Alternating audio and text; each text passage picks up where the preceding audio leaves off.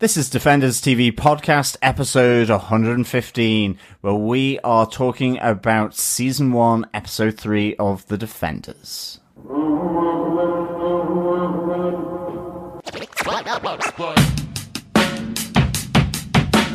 think I'm holding back? Welcome back, Defenders, to episode 115 of Defenders TV Podcast, and we are on episode 3 of season 1 of The Defenders. I am one of your hosts, John. I'm one of your hosts, Derek. And rounding out the group, I'm Chris. Yep, welcome back, everyone. We're getting into our episodes now, and we hope you are too. This is turning out really, really cool, and of course, the quartet come together for the first time in this episode, which is fantastic. Oh my goodness. It was like squeals of joy, tears, just everything. It was pretty cool. Really cool. We've said 2.5 years we've been waiting for the Defenders TV show. 2.5 years we've really been waiting for the moment that happens in this episode. Yeah, definitely. And of course, I did like Alexandra just dissing Iron Fist as well. She's a cool cookie. Cool lady. But obviously, before we go any further, this is our spoiler-filled discussion about episode 3 of The Defenders. If you're not here yet, if you downloaded this one by mistake after you listened to Defenders Season 1, Episode 1, stop here, go back to Episode 1, listen to that one, and watch the rest of the episodes. By my calculations, as this episode comes out on Monday, most of our listeners will have watched all of the episodes by now, as we're releasing this episode. Most of them seem to watch about 7 episodes when a new show comes out. There's only 8 episodes in this season, so most people will have watched the full show. But we're not going to spoil ahead. We're only going to spoil things that have happened up to episode 3. Absolutely. But if you want to listen to our drip feed, spoiler-filled podcast, please go over and subscribe at defenderstvpodcast.com/iTunes for Apple Podcasts or any other good or dastardly podcast catcher. Just search Defenders TV Podcast. And of course, please get in contact, share your thoughts, comments, or any of your views on this first season of Defenders, of any of the episodes. You can go and join our Facebook group over at facebook.com/groups/Defenders TV Podcasts. And of course, we are also on Twitter at DefendersCast. And I would also ask you that any of our good listeners who, if you like this show, don't forget to rate it, review it, tell your friends, tell your grannies. I'm going a lot about telling people to tell their grannies. I don't know why, but I think grannies will like this show. Mm-hmm. Potentially grandpas, your niece, your nephew, anyone. Spread the word. Obviously, the more people who know about us, the more listeners we get. And the more listeners we get, the more people you have to talk to in the group. So yes, spread the word and tell everyone. If you want to send us any kind of feedback if you send us a voicemail over on our website at defenderstvpodcast.com or an email to feedback@defenderstvpodcast.com, you will be entered into our Defenders competition. We'll pull out the winner on the last episode of the show with lots of Defenders-related prizes. Yes. I think we have to give them some little snippet. At least we will be providing the current issues so far of the Defenders comic series. Mm-hmm. Yeah, they're really good too. Yeah, really cool. And of course, there will be more prizes too, but we will keep you posted. But I think with that, we should hoover on to the episode, given that we get our foursome going here that we've been waiting for 2.5 years. Derek, give us some of the episode details, will you? I'm still wondering why we're hoovering on. Anyway, this episode was again written by Lauren Smith-Hisrich. She is joined this time by Douglas Petrie. He wrote the first episode and took a break for the second episode for Marco Ramirez to come back on board. But yes, we've mentioned everything that Lauren was involved in the previous shows on the last episode, so I'm not going to repeat them here. The director for this episode was Peter Hoare.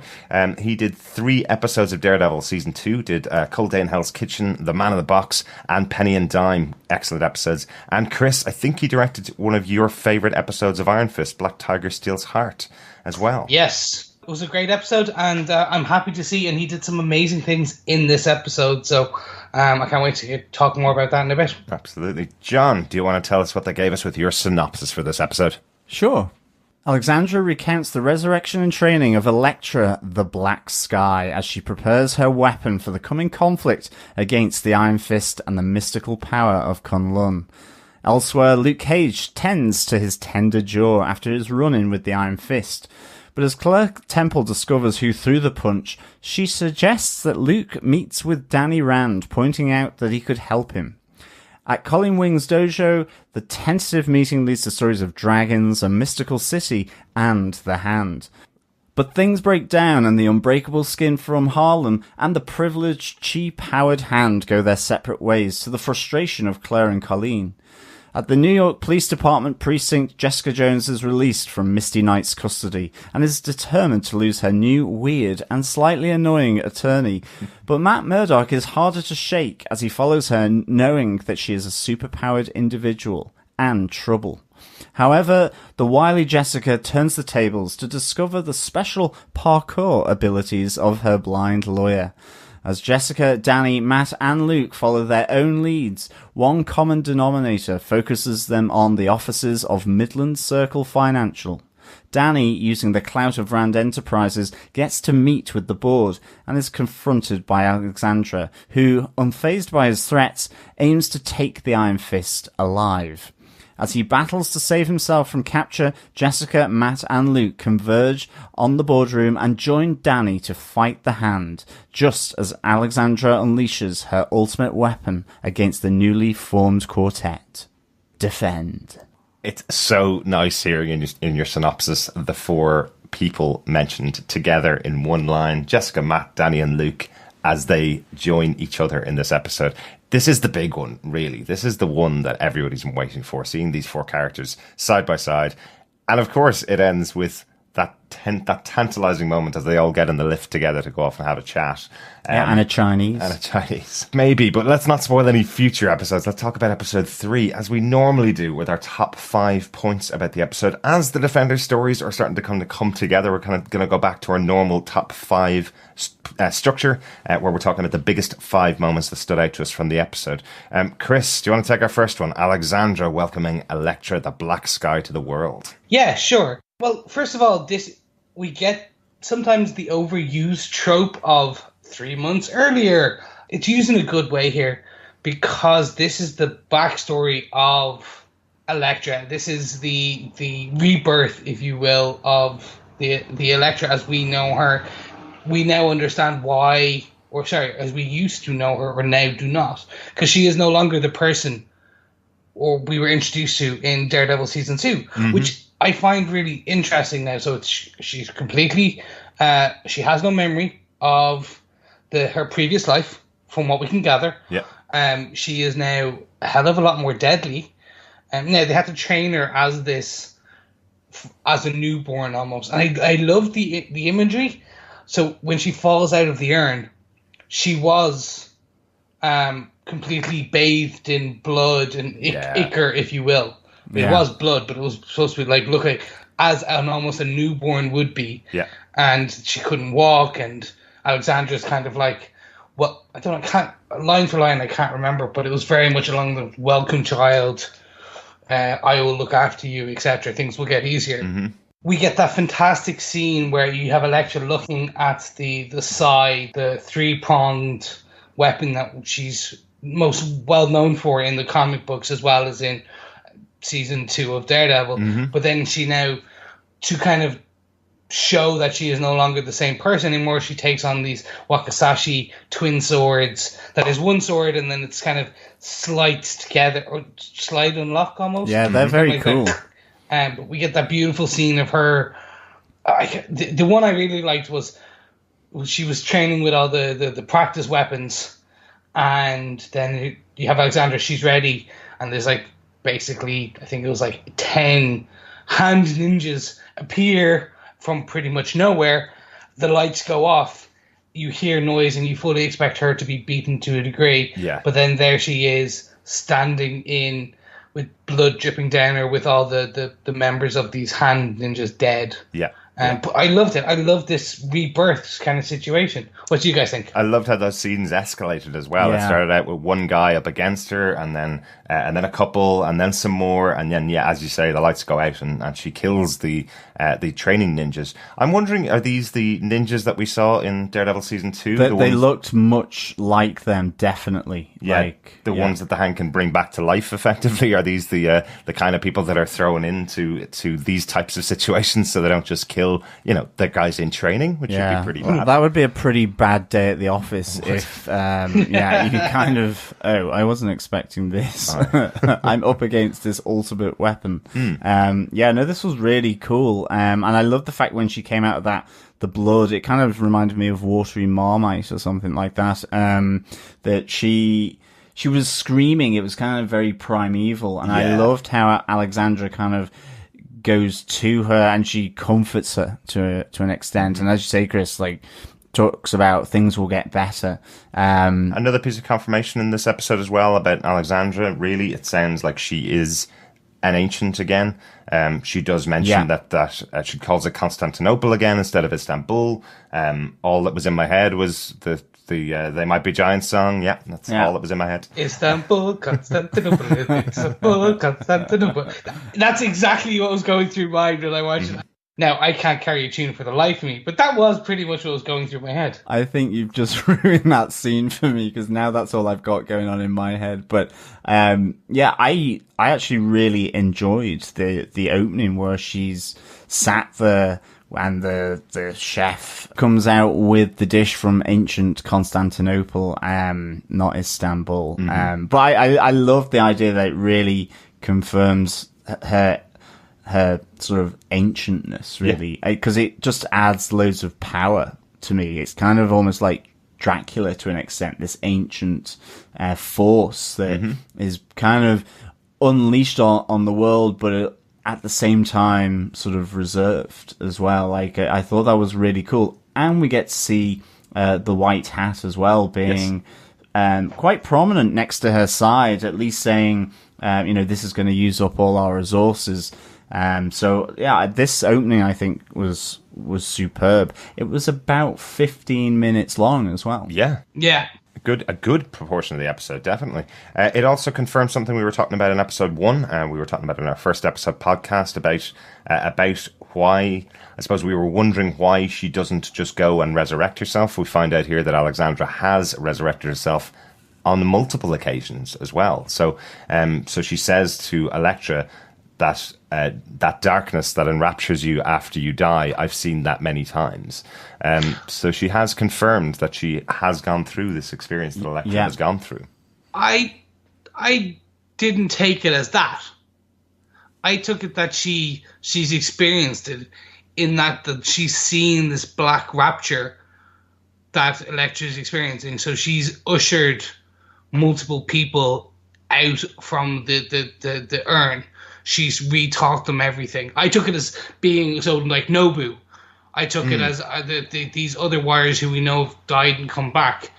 I took it that she's maybe in control of this process, and she's the one who brings them back into ushers them back into the hand as these retrained, newly reborn warriors. Well, I think she's kind of saying that with me and you working together, we'll never have to experience that again, is what she says to Elektra. So I think she is saying that she's seen it herself. Could be open to interpretation, but I think she's kind of saying, I've gone through it multiple times. I want to make sure I live forever, not die and come back, is kind of it seems to be, for me, that just seems to be the conversation. So that was the thing that you guys were talking about in episode 1 anyway, as to why she wouldn't go through the process, like Harold Meacham did. So it may be just that her body is breaking down because it's been alive so long. Yeah, I mean, because she does say, I never want to go through that again. So it feels like she's been through it. Maybe not in that urn as such. Maybe for like Nobu, whether they go into such a ceremonial urn, who knows? But maybe that's just reserved for the Black Sky. But it was great. I just thought it was a really good treatment of the two of them. Even just sort of sat opposite, sort of having...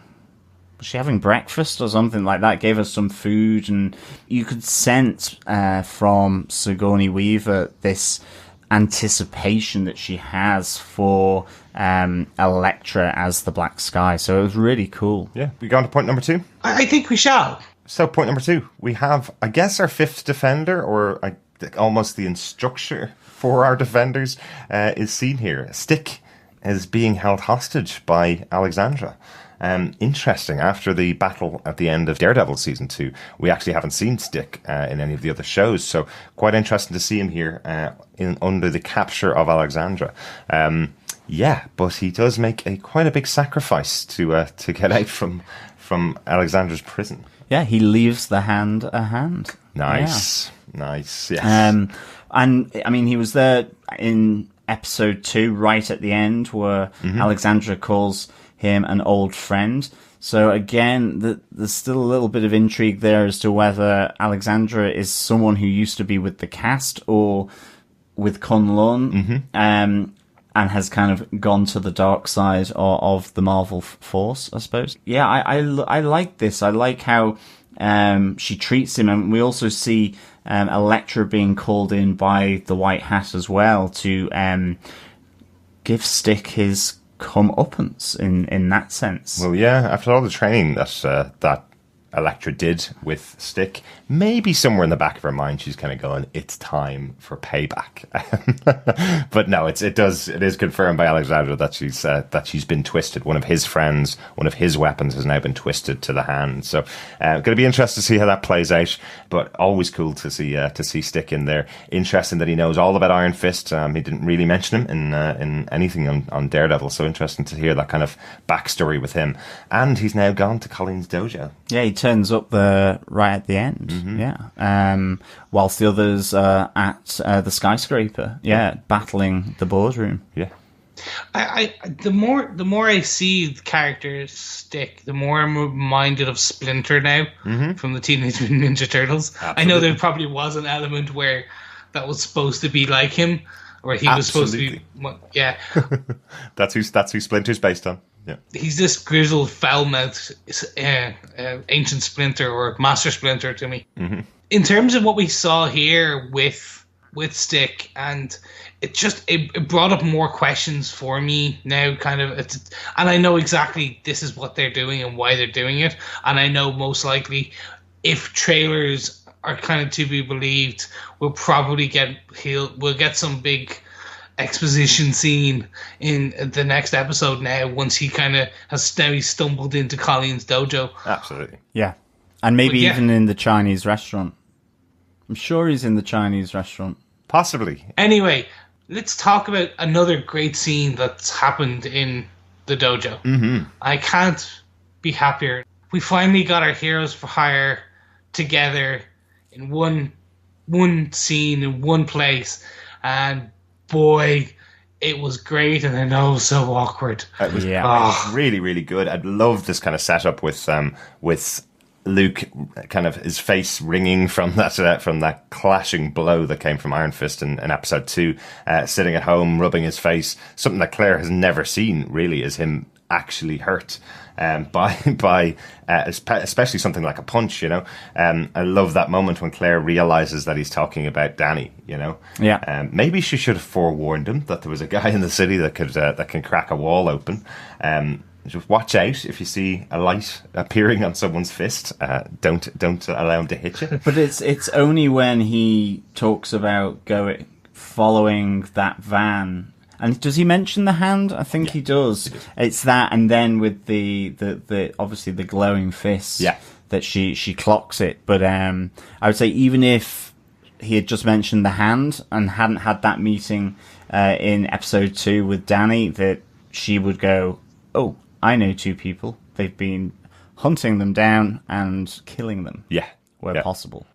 But yeah, no, I love this meetup. It felt completely right. It was awkward. It was tentative. I mean, Luke Cage really was kind of like, in the end, he kind of just didn't want to be there. He felt he was being forced, and because it goes against his view of him wanting to kind of be a loner almost on the streets of Harlem, fighting, for his community, and all of a sudden he really is being taken out of his comfort zone because there's this bigger concept and bigger threat for him that he has to now confront, which is the Hand, and all of a sudden he's not the only one that's taking it down. And I like that it's really portrayed here by Luke Cage in this scene, that this intensiveness, this a fish out of water kind of feel. And I mean, he starts to get into it, really, because, he's hearing all this crazy stuff from Danny, which I really like. He respects him as a fighter,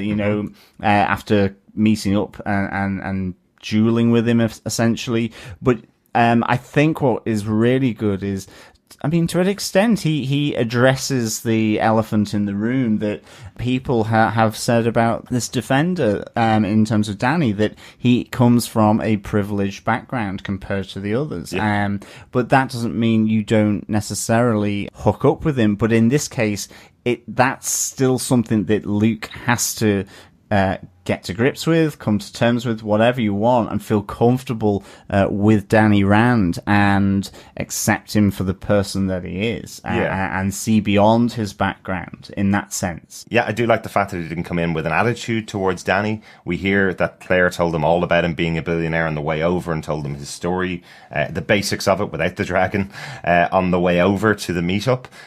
But Luke seems like he went in with the attitude of, I'll be open, I'll hear what this guy has to say. He's another powered individual. He seems to be some form of hero. And then as Danny reveals effectively that he'll go after anybody that's connected with the Hand, regardless of what level they're at. If they're taking out the garbage from the building that the Hand are in, well, they're working for the Hand, so Danny's going to go up against them. This is why I feel Luke really does win the argument here. Definitely.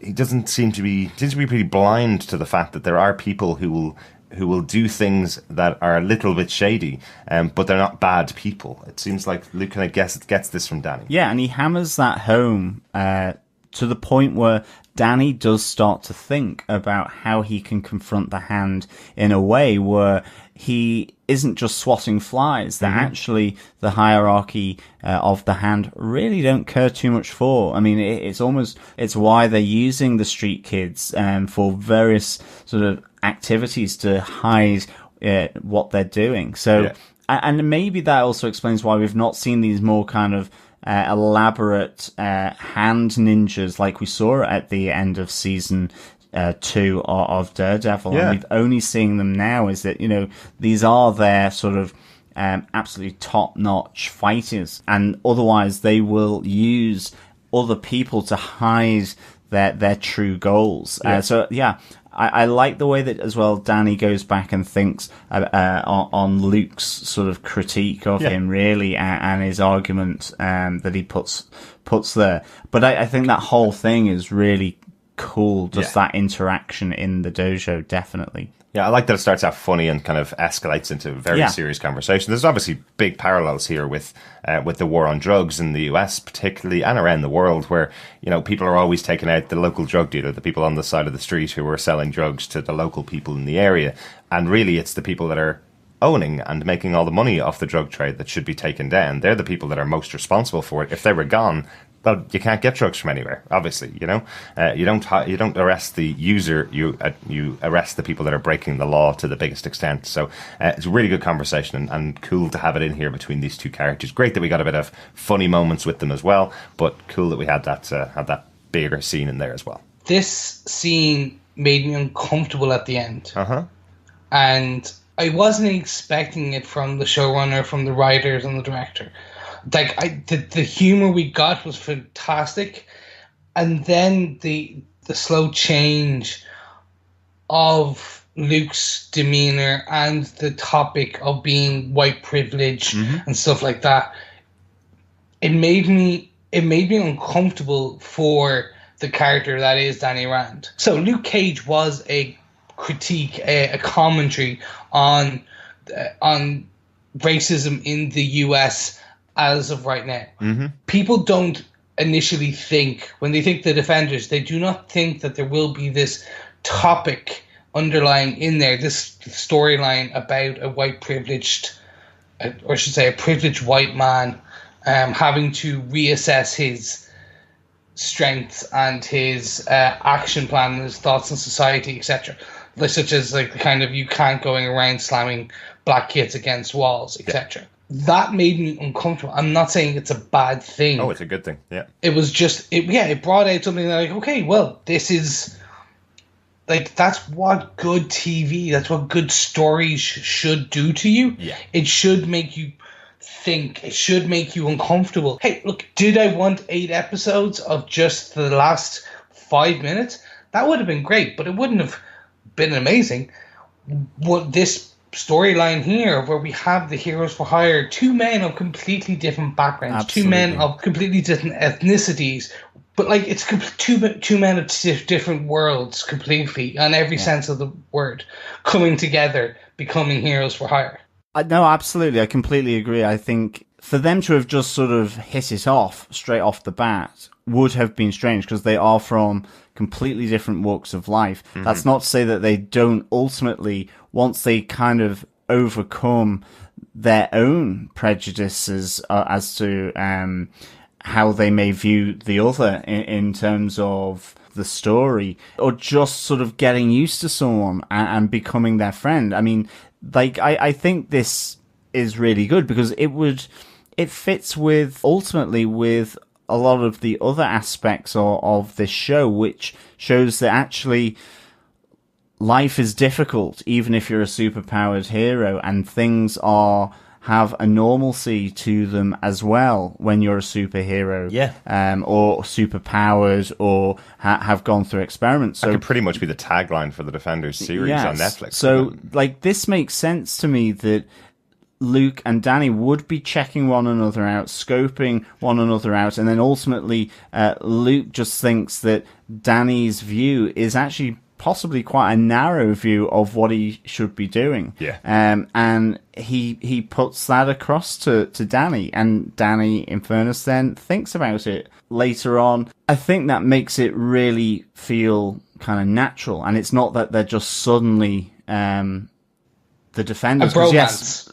That they're suddenly not a bromance, and they're not necessarily doing heroes for hire, because they're becoming the Defenders, and the Defenders will take time to gel. They've only just met, and they still, will not be thinking of themselves as this grouping. Mm-hmm. The Super Friends.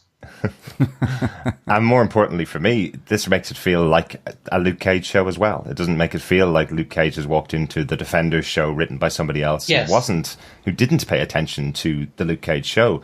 I think we all felt challenged talking about all 13 episodes of Luke Cage, because there is some really challenging topics in there. So I'm really glad they brought in one of them into this show for Luke Cage to have a moment where he does obviously respond in a completely different way to a situation than Danny does, and he should, because he's a different character. He's not just a superhero that's bulletproof. He's someone that comes with all of those experiences after going to prison for a thing he didn't do, or was treated really badly for things he didn't do, or things that he should have been let off for and has been let off for now. That's something that never would have happened to Danny, because he's surrounded by lawyers, he's surrounded by money. He never would have ended off in prison. He would have been able to get the file of all the things that got Luke Cage off. He would have been able to get it in front of a judge way before having to spend 3-4 months in prison. I think as well, what Luke says actually does have a broadness to it. I mean, in a sense that it could alternatively be applied to some rich white guys slamming some poor white guy against a wall, or some rich black guy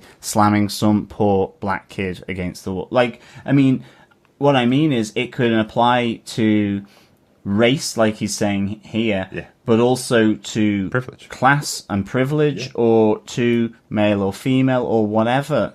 So it's from his perspective, though. So it's a really interesting aspect crossing over from Luke Cage the series, I think. Absolutely, and importantly, as you say, John, just to stress, what's really good about this is Danny does take the criticism on board and reevaluates who he is.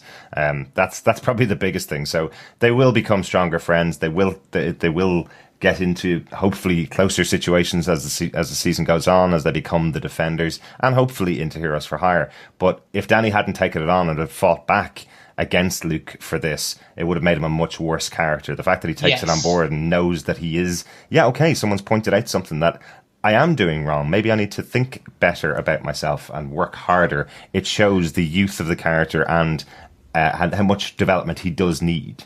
Yeah. Now, the one thing I did want to put in here is dollar for dollar, I am betting some critics will put this down, this fight, this point down to the perceived shortcomings or criticisms, John, as you said, of Iron Fist. I bet you some people will go, hey, this whole scene and this whole thing about calling out Danny Rand is all because of the stuff that we said about Iron Fist, and they just want to get... It's not, and I really want to stress that. Like, this is about the character's development. Like, now things are starting to click into place. Why you see Danny was he is the younger child, the more optimistic superhero who think he can do everything by himself, and he's learning, be it through Luke, through Jessica, through Matt. We'll see that growth of a character. And actually now, some of even my criticisms of Iron Fist, I'm starting to see, okay, now I see why this will pay off in this series. But I think that's one thing. I don't think, on a dollar for dollar, I'm betting that some critics will call this out. And I just... all of our listeners, and I know you're listening to us, so you probably want that more in-depth rather than 2 pages of clickbaity articles. You're listening to us for the in-depth. We thank you for that, because I think the writers and the producers and the showrunners, the people who actually care about these projects and these shows as much as we do as fans, that's what they want. This is who is targeted and who they are targeting for the shows. Obviously, it's a wide generalization that they want all audience. They would, if they could get the levels of viewers that as House of Cards, potentially they may. Who knows? But anyway, I think to kind of wrap up this point, at the last line is, "I know privilege," and that's privilege about anything. It's not a race. It's not a gender. It's just the word privilege. And also, I really want this cut down to be the bit that does bring them together. I do want, by the end of episode 8, that even the embers of this budding bromance, this duo, to be there. I'm hoping that this is that kind of scathing moment, and the fact that Danny has taken the information on board and the criticism, that we'll get a line or two going, you were right, and that will click this. Okay, or potentially Danny will say something that will make Luke kind of reevaluate something, and then that brings them together. I'm really hoping that they do bring the buddy cop element to them in a bit. Yeah, let's hope so. I'm hoping there's not many critics who have taken this in a different way, and if there is, yeah, swear jar. On to point 4, I think. Yeah, absolutely. Investigating. So basically, they really all go their separate ways, and so we see all 4 of the individual defenders sort of investigating their different leads of the hand from then these 4 different directions. And I thought this was pretty good, because like we've just said, Danny goes after them through his business connections. He realizes he's got an entire corporation there that he can utilize in this fight to go after those people at the top, you know, to just stop necessarily going after the street level, the people who do all the cleaning up, the people that do all the drug running, but that they cut the head off the snake. That's really cool. I do absolutely love that he threatens to expose them, but Alexandra at the top of the boardroom really kind of just doesn't give a shit. She really is just kind of almost laughs in his face. I actually also really enjoyed the moment where, as she walks in behind him, and you're kind of thinking, that could be a bit dangerous, a bit precarious for Danny, that she puts her hand on his shoulder. It's almost kind of slightly like welcome to the fold almost. It's almost reassuring. But we also hear from her that she's seen many Iron Fists before. Again, another indication of her age. But that at this time, she wants him alive. She's going to let her boardroom go and attack him, but she wants him alive. I thought that was a really nice little nod. But yeah, we have Danny going through his business connections and Luke going through the guy who was arrested, Cole, in prison, who he learns about the hand and then more importantly learns about Midland Circle Financial from the lotto tickets in the tin that his mum has.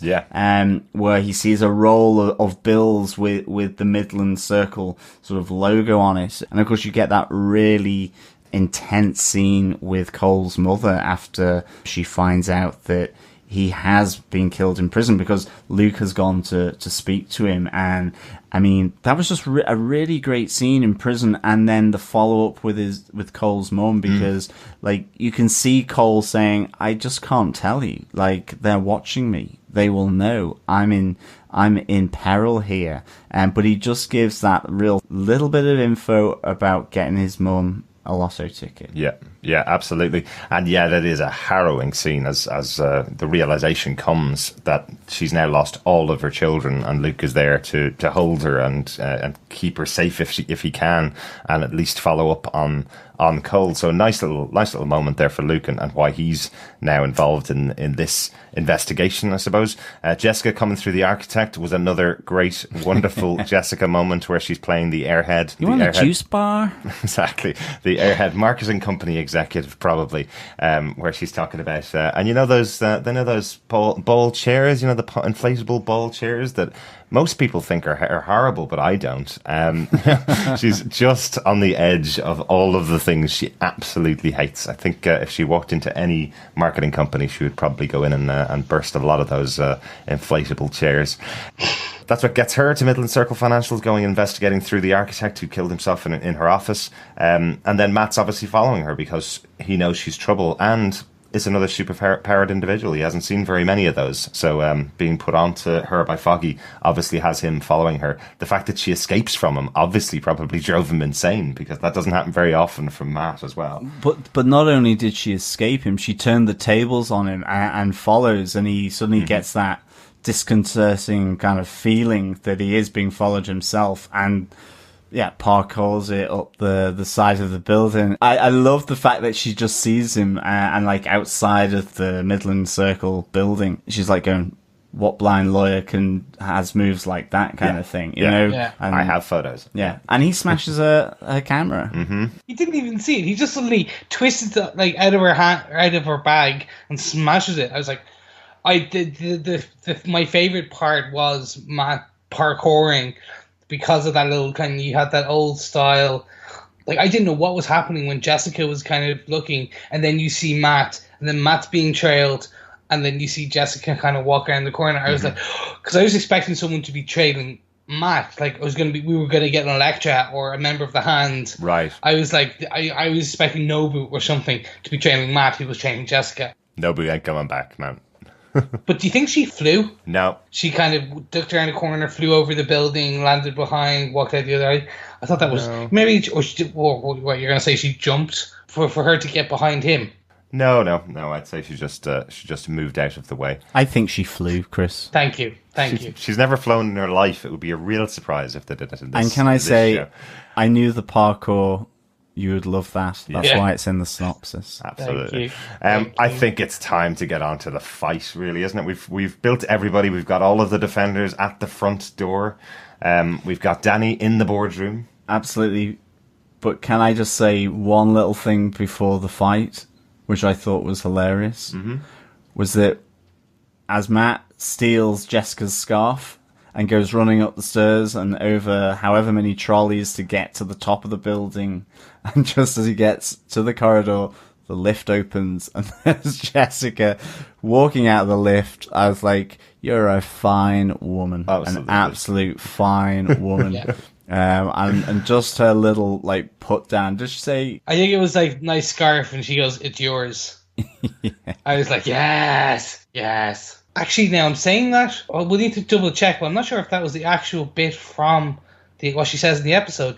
And if it's not, it means they recorded 2 lines and used one for the trailers and one for the episode. We'll check, but either way, it was a great scathing comment back, and it didn't even elicit a giggle from me. Yeah, it was great. Yeah, I did check it after we recorded, and what actually Jessica says is, you look like an asshole, without the swear jar, obviously. And Daredevil replies with, it's your scarf. So yeah, really funny moment, but yeah, definitely different from the original trailer.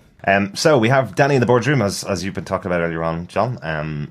Danny in the boardroom facing off an entire Boardroom, board of hand ninjas. That was quite cool. Who knew the chief financial officer was so handy with a gun? Yeah, exactly. Or a baton. It was the batons, wasn't it? But here we get our official Heroes for Hire team up. We have, as Danny's beating everyone around him, and that's some cool fight sequences, some really, really good fight sequences for Iron Fist. Very cool stuff. But as he's starting to get a little bit overwhelmed, in comes Luke Cage through the door. We have a classic moment when Luke turns to block the guns that are firing now, and Danny puts his back up against him, so back to back, and being blocked, all the bullets flying through the air. That's so cool. So cool to see it screen. I love that. I mean, to some extent, I know they weren't talking or anything, but I know, Chris, when you said that you really want them to be brought together, but that where he's sort of using Luke Cage's frame to protect him from the machine gun bullets, I was whooping at that point. I thought that was awesome.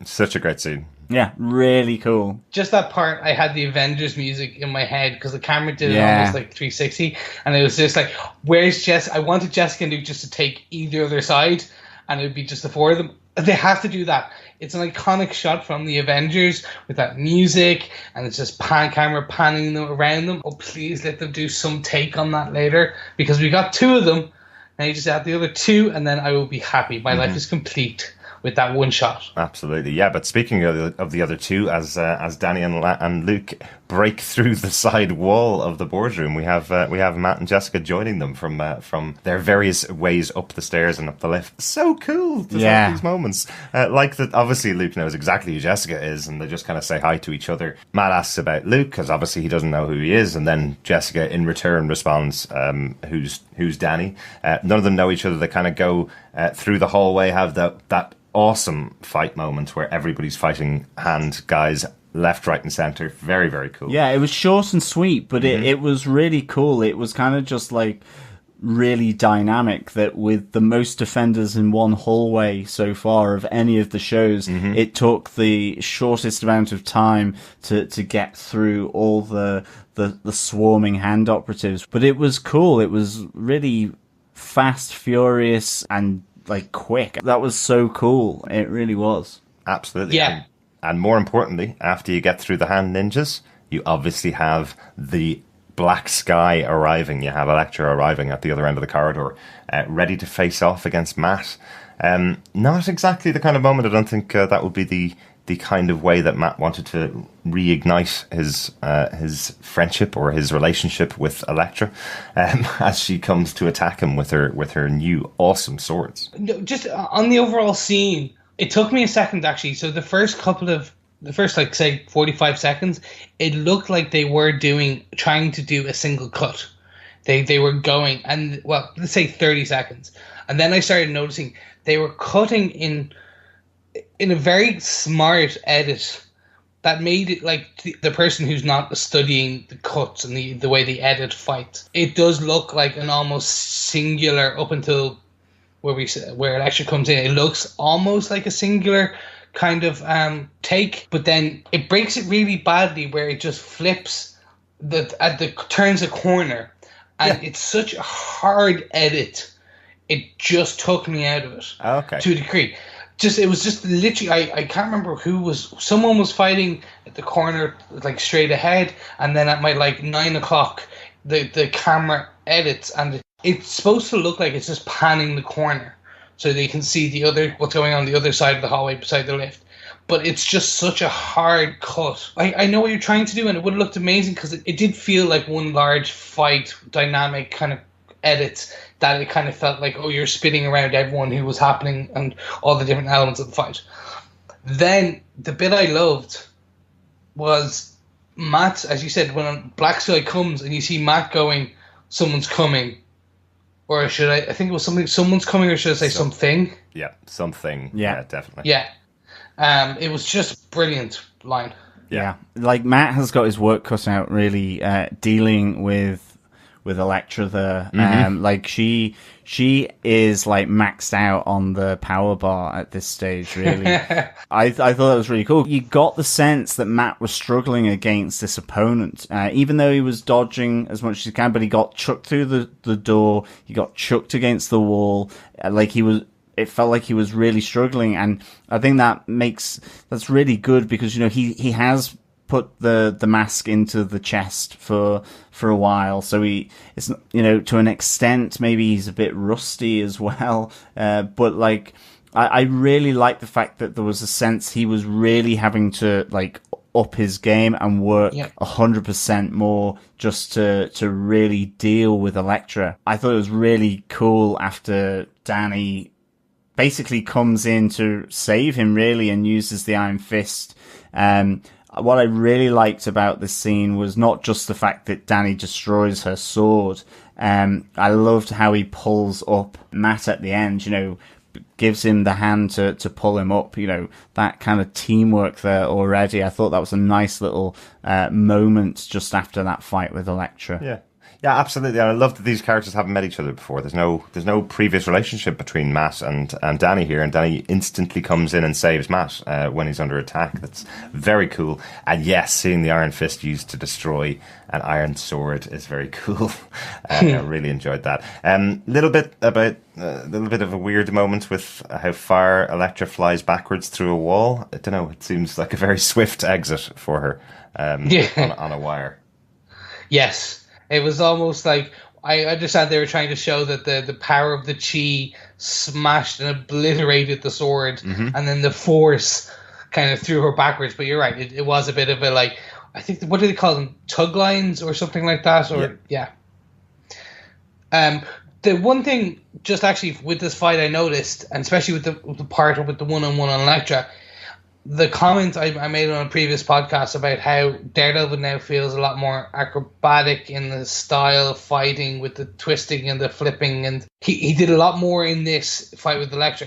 He's a lot more lithe, movable. Acrobatic is probably the wrong word, but he moves a lot more. Versus without the armor, where we've seen him in the first two seasons as that more vicious boxer, takes the beating and gives out the pain style. Yeah, absolutely. And I'm kind of feeling with the attack from Elektra, I think he probably wants to put on that armored suit pretty quickly. That protected him from, you know, knives and everything in Daredevil Season 2. So I'd say he wants to put that back on. That's all of our 5 points for the episode. And I'm sure after the weekend, hopefully we've got some feedback in from our listeners that we'll be talking about even more of those moments when we drop it in after the weekend. But we have a few notes for the episode, and our biggest note for the episode is this is where we see our first Stan Lee cameo. A big poster on the street as Jessica's being followed by Matt Murdock. A big poster on the street, just caught it out of the corner of my eye. Had to rewind it a few times and make sure it was right. But yeah, this wasn't as big of a standout poster as we've seen in the other episodes before. Wasn't a big, I think it was on the window in Luke Cage that you could see it as Luke was walking in, very defined. In Daredevil, it had been on a wall in the precinct in the NYPD when Matt went in. But this is just a poster of Stan Lee. Genuinely, he's not wearing a police uniform or anything. So quite interesting. Maybe they just did that as a reference to his Traveler that was in the trailer that we saw at San Diego Comic-Con. Didn't seem to have anything else about it. No signage around it. No Stan Lee needs you for the NYPD. But kind of cool to see that. Yeah, definitely. When you told me about this Easter egg, I screamed, because typically I'm the one who finds these, and I was like, how did I miss that? It's there, and I'm wondering if it actually, because it's very much a blink and you'll miss it. It's there for what, like about 5 seconds on screen, less. It got me wondering if it's the actual main Easter egg of Stan Lee that we'll get. Maybe it's not, because typically Stan Lee is a police officer of some kind in this universe. I'm wondering if it was just a nice, hey, like put his poster there, and then no one caught it in editing, or like it was just a prop they put up, and there was going to be a proper cameo. I'm hoping for a cameo, but I don't think we'll get it. I'm hoping it's more of a a proper big poster. Hopefully we'll see it when the episodes actually come out on Netflix. We are watching screeners, so it is possible that that we'll see a better version of it when it comes out on the 18th of August. Yeah, like I completely missed it first run through. But we're all confirmed that I'm not wrong, right? No, it was definitely Yes. the Yeah, no, definitely it the is him. yeah. Cool. Good stuff. Line of the episode for me has to be Jessica's line Yeah. to Matt. If you touch me like that again, I'll punch you so hard you'll see. Always a cutting character, Jessica Jones. But that was possibly my favourite. I love her attitude towards Matt. I think it gives because like Matt is so kind of in on himself and always concerned about something. He's always very stoic, but he's also like it's the guilt thing. He's always turned in on himself a bit. Battling with his contradictions and stuff, and I love the fact that Jessica really just thinks he's a bit of a weirdo, the way he does things. So yeah, love this line, and I think it really helps the Matt Murdock character for me to have Jessica sort of just bouncing off him. I think it almost gives a bit of levity to Matt Murdock through Jessica, which is cool. Yeah, I agree. Any other notes for the episode, guys? Nothing from me. I'm hoping we'll have more in the coming weeks. No, nothing from me. So then, Derek, do you defend this episode of Defenders? I don't normally score episodes of The Defenders. If I was going to, I'd probably go 5 out of 5 on this one, just because of the anticipation of 2.5 years waiting for all these characters to get together, and how well joined up the stories are of getting them to this point. Some great little moments in there, as I mentioned, the moments that really make you feel like you're in a Luke Cage episode. Some moments in there that makes you feel like you're in Jessica Jones's investigation room when she's finding out how to get in there, working with the architect, that kind of stuff. Very cool. But getting all of these 4 characters together at the end of the episode is what I'm here for. So I have to give it a 5 out of 5 if I was going to score it. I'm not going to score in future because everything else would be very difficult to score if you give a 5 out of 5 for an episode 3 of a show. But yeah, really, really enjoyed it. I absolutely defend it. Chris, do you defend episode 3 of The Defenders? I'm similar to you, Derek. I'm so happy about the way they've threaded 2.5 years of a universe, of a story. 4 very different stories. Well, 5 if we count Daredevil Season 2. With one overarching thread. Like, the world they're building here of the street level Defenders. I'm so happy with the way it's being concluded. It has not yet been fully concluded. This is only the beginning of the conclusion. Yeah, we've got to watch episode 4. The way I'm seeing what's happening here is just the way they brought the threads together, the way it coalesced in that hallway scene, starting with the heroes for hire and then Matt and Jessica coming in, and seeing the action and seeing the season's hallway scene, if you will. It's just overall, I'm happy. I think things can only get better. Yeah, and similar to you, like I wouldn't want to score it because then I would be having to turn everything up to 11 each additional week, going, oh, this is 11 out of 10, this is 12 out of 10, this is 13 out of 10. Like it's no point because I know and I hope that things will just get better. So, John, do you defend this episode of Defenders? I absolutely do defend this episode of The Defenders. Yes, the coming together of this foursome is now concluded and we can see how they go forward. Yeah, I mean, I've got 2 scores here, because I think it's appropriate for me to say that I would give this 4 Defenders out of 4. Mm-hmm. Full marks. Yeah. The more traditional scoring is I'm definitely going to give this 5 boardroom punch-ups out of 5. Nice. I want to see these 4 characters together and see how they've done it, and I think how that's been done has been really, really good.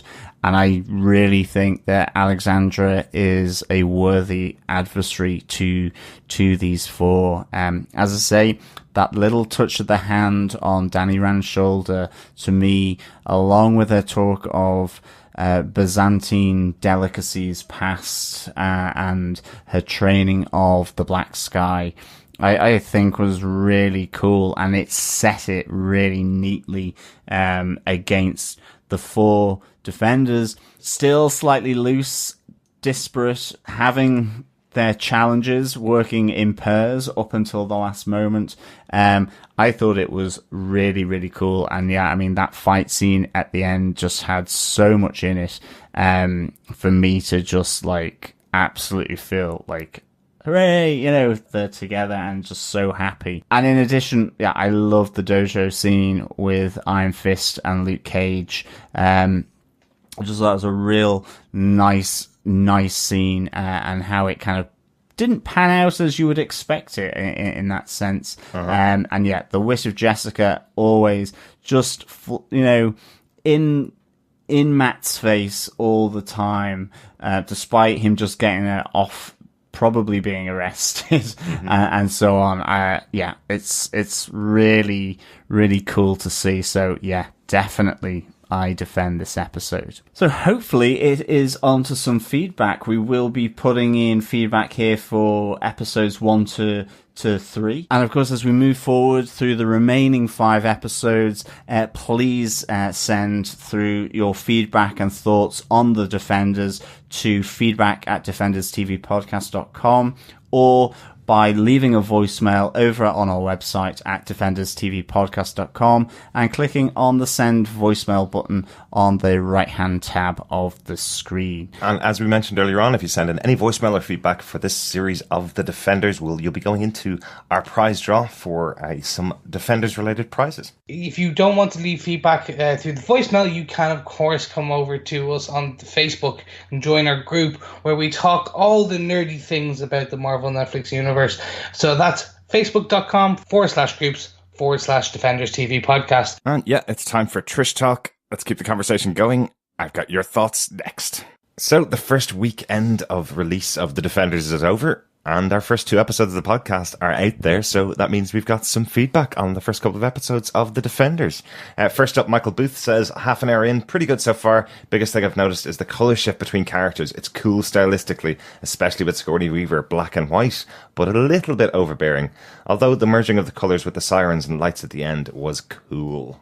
Yeah, absolutely. The colour palette here is really very explicit for all of the Defenders, and then obviously kind of that whiteness associated with Sigourney Weaver's character Alexandra, but really nice. I know we watched the first episode with someone who hadn't ever seen any of the previous series of each of the individual Defenders, and she thought it was a really good motif just to kind of get you into that zone. It also, though, really nicely reflects those opening credits, which, to be honest, I really adore.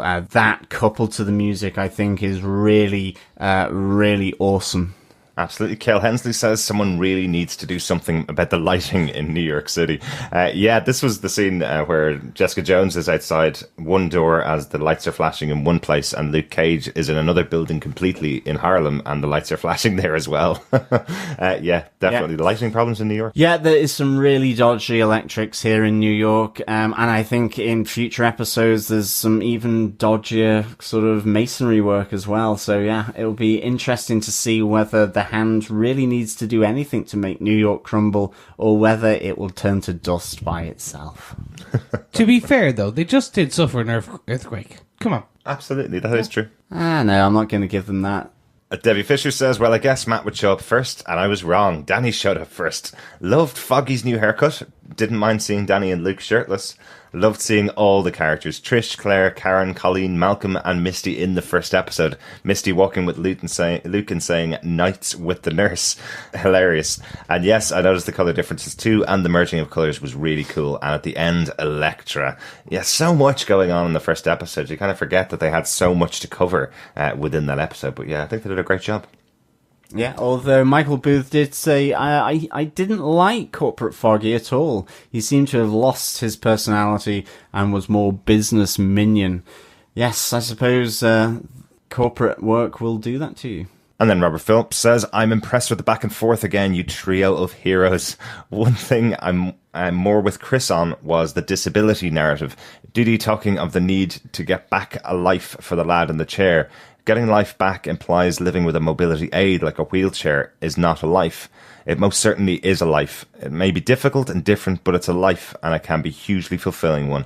Ask Baroness Tanya Gray-Thompson, for example. Yeah, I think I know what you're talking about there, Robert. My feeling on the episode and what I talked about on the podcast for episode 1 was kind of that Matt was saying to him he needs to sort out his own head about the situation that he's going to be in. Whether he's able to walk again or not, he needs to sort out his own head was kind of the point we were talking about with regards to Matt's discussion with Aaron in the first episode. Great, Robert. No, and thank you so much for that feedback. I suppose there's a lot of angles on this, a lot of ways it can be taken, but I suppose I don't foresee that the writers meant the way that potentially some people have taken it up, that obviously some people can imagine that Didi is saying that there is no life without a wheelchair. But you're right. You're completely right that anyone still can go on to have a full and fulfilling life. And I think that's the core aspect here.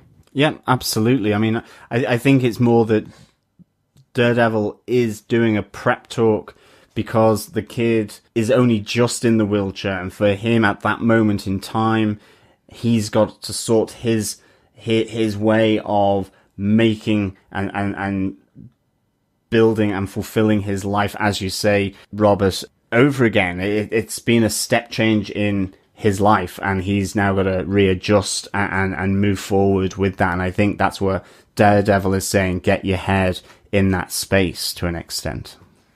Absolutely.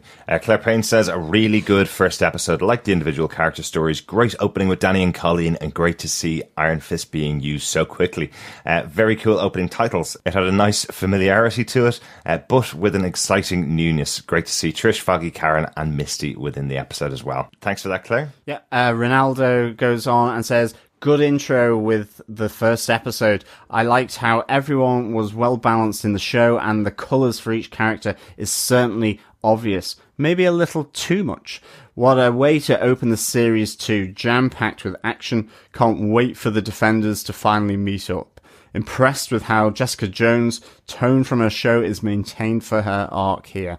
Definitely. I think Jessica's tone is probably the most different, actually, of all of the Defenders. It's the one that is kind of the opposite to the others to an extent, even though it's going for the same thing, i.e. helping other people. But definitely love how her arc's maintained. And the colours, I think, for me, I can see what you're saying about it them being a bit too on the nose with the colours, but I think for an intro episode, and potentially for an audience that hasn't followed any of the other series, it is a nice little motif just to identify the characters, definitely. We got 2 pieces of feedback about this, actually. Jeff Charles and Robbie both said they enjoyed the first episode but found it quite slow, and weren't expecting, with the season as short as this season, for the episode to be very slow. I don't know, I felt that there were 4 individual stories being told, plus a 5th, which is Alexandra's introduction. And I can definitely say now at episode 3 that this series ramps up and gets much faster after the first episode. So setting up 4 characters of 4 completely different tones and 4 completely different shows into one episode. Maybe people were expecting them to kind of jump together immediately, but I think the first episode is a lot of setup and needs to be, and then it starts to really ramp up after that. Definitely. I mean, I think, at the end of each of the individual series, I mean, in particular for Luke Cage, they're as far away from being together as you can possibly think of, and Danny's in another part of the world, so and both Jessica and Matt are in completely different headspaces as to their experiences with Kilgrave, and obviously with the death of Elektra and the loss of the closeness of that friendship with Karen and Foggy. So there needed to be some time where these got to some extent resolved, or at least recounted over, and I thought that was done really well for the first episode. But it certainly, I suppose, it makes it feel slower when thinking of trying to bring them together. Yeah. I understand where potentially Robbie and Jeff are coming from. It is unique to any show on cable or on a streaming service to have 5 unique individual stories played out within 50 minutes. Mm-hmm. So if we think about it, like, everyone got about 10 minutes intro. That was it.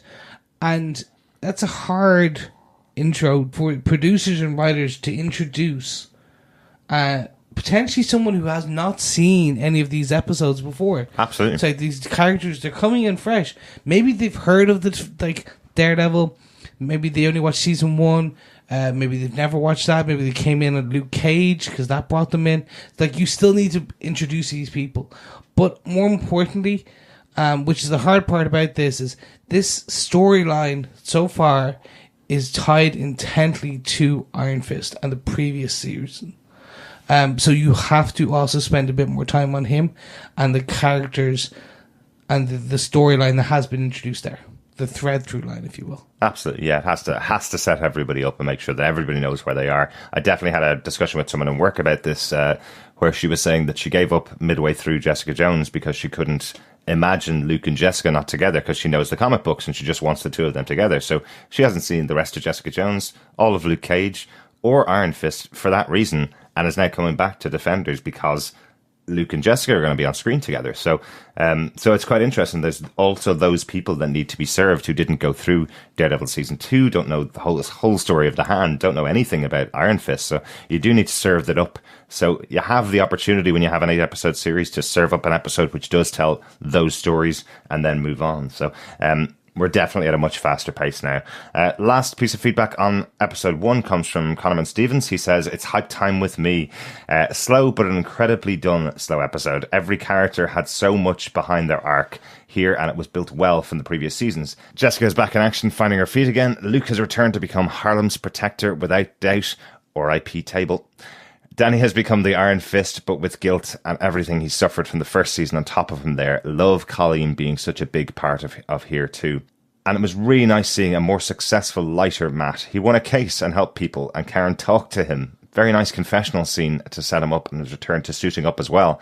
And what a way to set up a villain. She shows immense power over everything, even Madame Gao, but immediately shows weakness and faults for her ploys throughout this season. It was so good.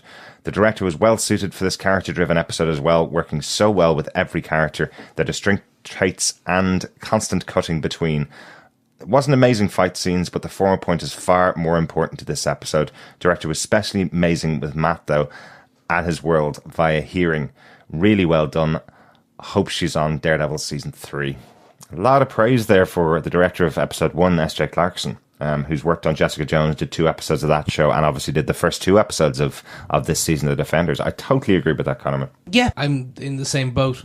The pacing and the storyline driven Jessica Jones episodes, which, not even that, Jessica Jones, if we think about it, is a lot more story narrative driven than potentially Daredevil, and potentially Luke Cage and Iron Fist. Mm-hmm. Whereas the other ones are more action orientated. We see, like Jessica Jones, especially the threads there are a bit more PI driven, sleuthing, etc. Yeah. So yeah, like it makes sense to make this person who is used to narrative driven stories a main intro director and writer. I think she's really, really good, and I hope she's involved in all of the series. Like a lot of the other directors have been moving around and moving on to the Defenders. I think she's got a great voice here. And I don't think she's just great with Matt. I think I just love Matt as a character, and I love that she handles him really well in this episode. But she also handles Luke, she also handles Danny and Jessica with the same kind of quality as if she dealt with them a lot in the past as well. So I'd be really excited to see her involved in all of the shows coming up. I do think she's involved in Jessica Jones season 2. I think S.J. Clarkson's been confirmed for at least 2 episodes of season 2 of Jessica Jones, which she's probably working on right now. Yeah, thanks, Connorman. Absolutely, completely agree with you there. I thought S.J. Clarkson was really good with the direction here on this episode, and it set the 4 up really nicely to come together, gradually coalesce in the next couple of episodes. Absolutely. On to our episode 2 feedback. Ronaldo says episode 2 was amazing. It's ticking along nicely and loved the continued intros to supporting cast. The Luke and Danny fight was brilliant. Danny definitely fighting better in this show. And although I like them both, I cheered when Danny finally landed a good punch on Luke. So, I'm going to come on this very quickly. Uh-huh. At the end of Iron Fist Season 1, we kind of started commenting, or I kind of brought up the point that Finn Jones and the team themselves were slightly rushed in production on this. In terms of, I think Finn Jones had 6 weeks, I think it was. Something like that from when he was cast, when he shot the first fight sequence. Yes, exactly. So, of course, Danny's going to be fighting better. They all have had more time to learn the ropes, to figure out the action-orientated sequences and everything they need into that. So I'm so happy that people now are starting to see Finn Jones for the potential that he has as a action kind of kung fu Iron Fist. Yeah, definitely. Yeah, I loved the fighting here. I loved these two fighting against one another, not really knowing who one another is and why they're there. You know, kind of both of them thinking maybe they're on the other side. They're part of the bad guys. So I really like this. Yeah, the land of that punch, absolutely fantastic. And yeah, you definitely see how good the Iron Fist is at fighting, blocking Luke Cage's punches and being able to kind of dance around him here, really, as well. Again, I think just the darker kind of tone that it's being shot in really helps Iron Fist. I think there's a real lot of darkness in his storyline. Yeah. I think I made the point as well. I think the music around him in this episode in particular really gives a tragic quality to the acting that's done by Finn Jones. So really, really good in this, I think. In episode 2, yeah, definitely. Carmen Stephen, back again for episode 2, says, "Sticks and stones may break your bone, but he's here. Get happy." Yeah, we got Stick back in this episode. Very cool. He says, "Want to make a special mention of the soundtrack here. It may just be my favorite Marvel soundtrack so far. Complements everything so well and so memorable." The soundtrack was released on Friday on Spotify, so go have a listen. The soundtrack is awesome. I've been humming it constantly since the show came out. He says the direction was stunning again as well, with S.J. Clarkson on board. She is a talent to behold. Everything here is impeccable, but the opening fight with Matt was everything. His arc here was my highlight too. I could say more on the characters, but it's guaranteed now every episode will be great with that. Definitely. I think the characters are really being treated well here in the script. Can't wait to see more. And spoiler alert for episode 3, yeah, it keeps getting better. It does. Which is what we're on to now, our episode 3 feedback from our Facebook group over the weekend. If you want to join the Facebook group, just obviously go to facebook.com/groups/Defenders TV podcast. Join us there. We've got spoiler posts for each of the episodes, so just pop in and leave your thoughts on whichever episode you'd like to as we go. Michael Booth starts us out on episode 3. Yeah, I was a little worried that they were going to do a lot more Elektra in this episode and leave us hanging on Matt and Jess meeting. Luckily, it was short and brutal. Luke and Danny's meeting was hilarious, though I thought Luke was a little unfair. Though, is that my white privilege showing? ? The end fight scenes were really fun, even if it was super convenient that they all arrived in the building at the same time. The Matt Elektra fight was awesome, but since she massacred a dozen sword-wielding ninjas, it's a little surprising that Daredevil did as well as he did.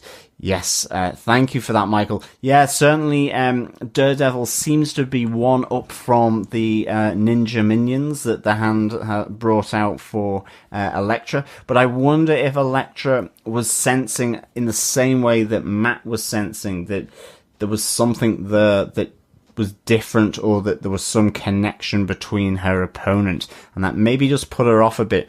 Plus, Matt ultimately was saved by the Iron Fist coming in and destroying her weapon.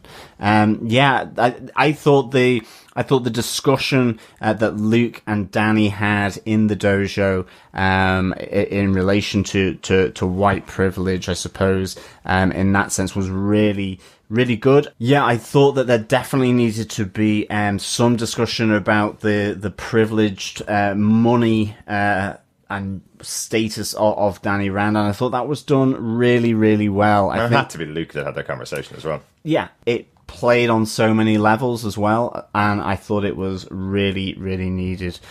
So great that they brought it in. Mitch Evans went on to say, what a fantastic episode. Seeing them all fight together and their different strengths and weaknesses is so much better than I had imagined. I think they've nailed the series so far in culminating them all together. The focus on Danny Rand has made him instantly 10 times more likeable and enjoyable to watch than the whole Iron Fist series allowed. Wow, that's a tough one.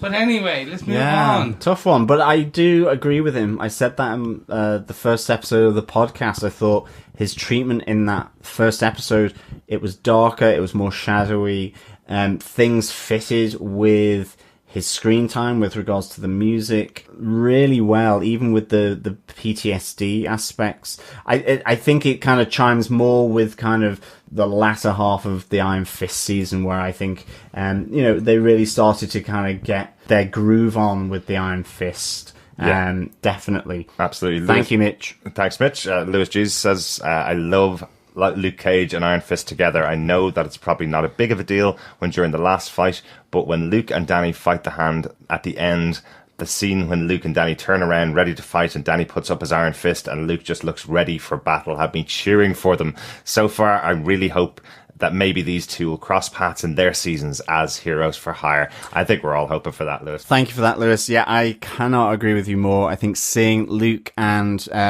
Danny fight together there in the boardroom was just awesome. At the moment Luke protects Danny from the incoming bullets, I thought was awesome, and yeah, it was just great to see. And yeah, I'm really hoping that we get a spin-off of a Heroes for Hire season. That would just make me probably wee myself with delight. Or imagine they just killed off Iron Fist at the end of Defenders. Oh my god, that would be horrendous. Not going to happen. Not going to happen. And fellow Defenders, if you haven't seen the awesome artwork that Lewis Jesus did for us, go over to our Facebook group at facebook.com/group/Defenders TV podcast. And our profile picture is some awesome artwork that Lewis drew of us with the Defenders. Yes, absolutely. I've got my iron finger going on. Thank you again, Lewis, for that. Absolutely.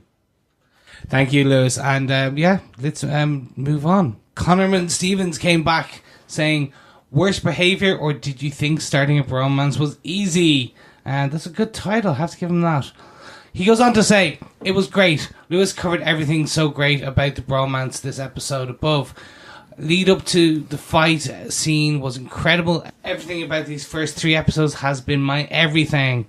And Stick's run into the start is hilarious. I have to agree with that. He goes on to say, also, the white privilege discussion was actually quite well handled, and I liked it a lot. You gotta worry sometimes with a team of white writers trying to write about privilege, but he hopes there was a lot of hands on board to help craft this message. And I agree with you, yep.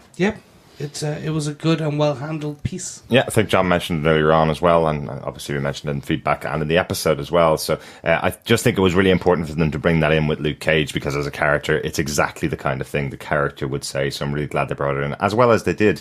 Thanks to everybody for the feedback for the first 3 episodes of Defenders. Please send us in more. Our episode 4 of the Defenders will be out next week. All you need to do is email us at feedback@defenderstvpodcast.com, go over to our Facebook group, or go to our website, defenderstvpodcast.com, and record a voicemail for us. We love voicemails.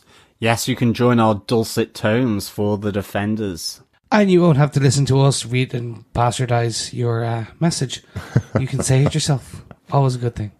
Absolutely. Thanks so much for all the feedback. But of course, this is a podcast, and like all good podcasts, we are on iTunes and any good or evil podcast catcher. So don't forget to come over and subscribe, rate and review at defenderstvpodcast.com/iTunes, or, as I said, any good or evil, or should I say cast or hand affiliated podcast catchers. I said it at the beginning of the episode, and I am that, I don't know, I want to say annoying TV advert guy who just constantly asks for your donation. But please spread the love. Tell your friends, tell your grannies, tell your mothers, tell your sisters, tell your aunties, tell your uncles, and everything in between. Tell everyone you know. Share the love and share the Defenders. So, of course, you have more people to talk to about this crazy little podcast. Yeah, come join us for this foursome of delightful treats. Absolutely. Yeah, we should be back with the next episode on Friday the 25th of August as we get into episode 4 of The Defenders. Looking forward to talking about that one. Yeah, absolutely. I think the Black Skies come to Dublin, lads, because we have got thunder and torrential rain here. I think Electra's in town, or the Hand. We've got Black Sky. Mm-hmm. I think she might be. I hope we haven't had that on the podcast the whole way through. That's some really, really heavy rain. Thanks very much, fellow Defenders. We'll talk to you next time. Yeah, as always, fellow Defenders, it's a pleasure speaking with you, and we will speak with you again next time. And in the immortal words of Cilla Black from Liverpool in Great Britain, ta-ta for now. Bye.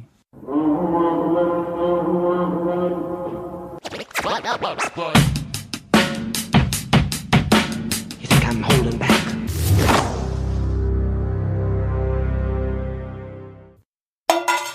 But things break down, and the unbreakable skin from Harlem... Sorry, I just went cross-eyed there.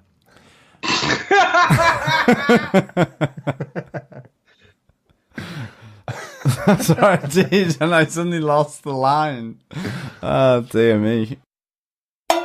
To go after those people at the top, you know, to just stop necessarily going after the street level, the people who do all the cleaning up, the people that do all the drug running, but that they can actually cut the snake off the head. That they can actually cut the head off the snake, so to speak. You know? Just because you started mid-sentence, can you level that? That they cut the snake... This is like Wilson Fisk or Vincent D'Onofrio all over again.